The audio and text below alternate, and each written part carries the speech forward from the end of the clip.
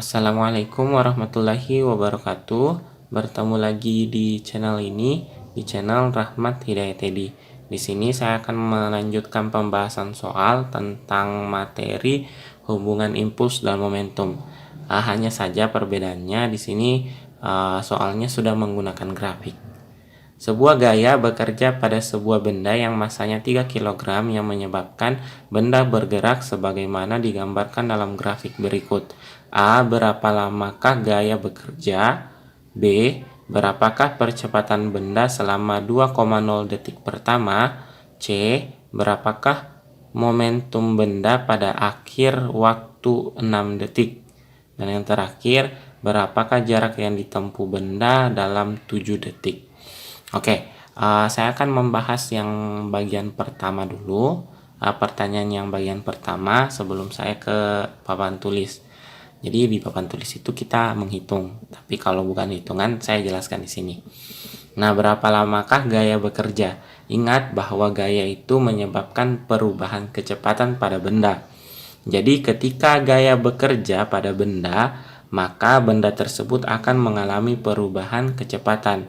Nah, perubahan kecepatan di sini jika kita amati pada grafik hanya berubah mulai dari detik ke 0 atau T sama dengan 0 detik hingga T sama dengan 3 detik, di mana grafiknya mengalami perubahan mulai dari 0 hingga menjadi 30 meter per sekon.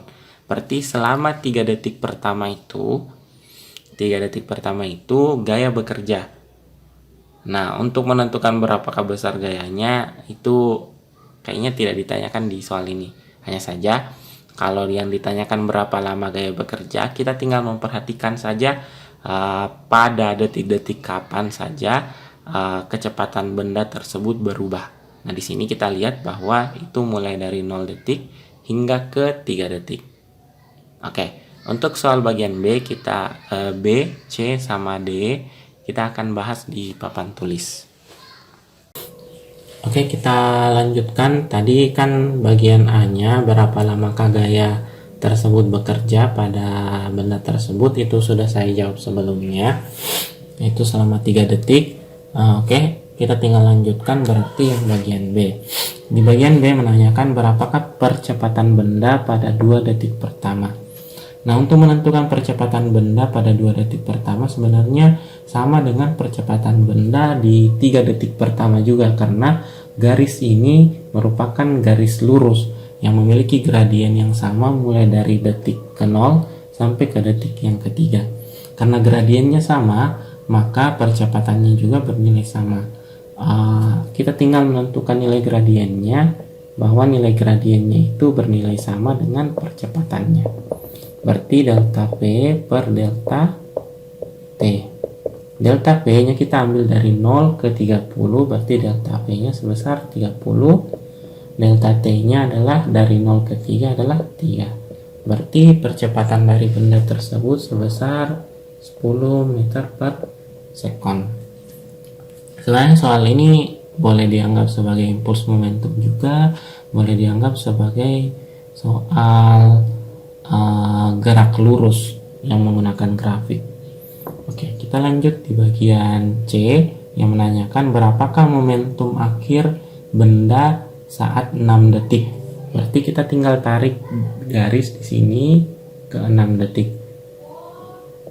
Nah, karena di 6 detik kecepatannya masih sama dengan 30 meter per sekon, berarti kita tinggal menentukan berapakah momentumnya dengan persamaan P sama dengan M dikali V. Massa dari benda tersebut yang bergerak adalah 3 kg dikali dengan kecepatannya yaitu 30 meter per sekon. 3 kali 30 yaitu 90 kg meter per sekon. Sebenarnya tingkat kesulitan dari soal ini adalah kesulitan di kalian ketika membaca dari sebuah grafik.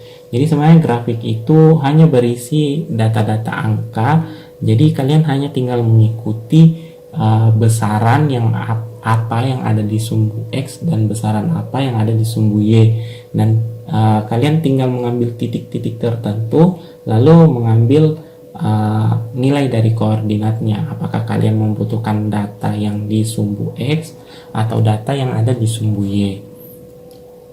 Oke, kita lanjut di bagian D. Berapakah jarak yang ditempuh di 7 detik pertama? Nah, untuk 7 detik berarti kita tinggal menghitung luas dari trapesium ini. Nah, untuk menghitung luas dari trapesium ini berarti luas trapesium itu sama dengan 1/2 jumlah sisi sejajar dikali dengan tinggi. 1/2 sisi yang sejajar adalah yang di bawah ini.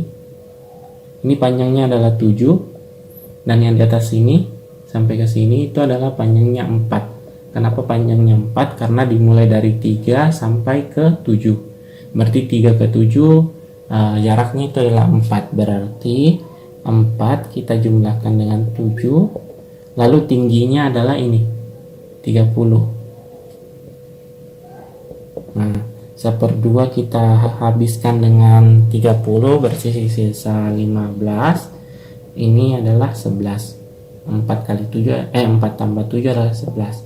11 kali 15 berarti hasilnya adalah 165 meter. Nah, itu saja untuk video kali ini. Semoga bisa bermanfaat untuk kalian semua.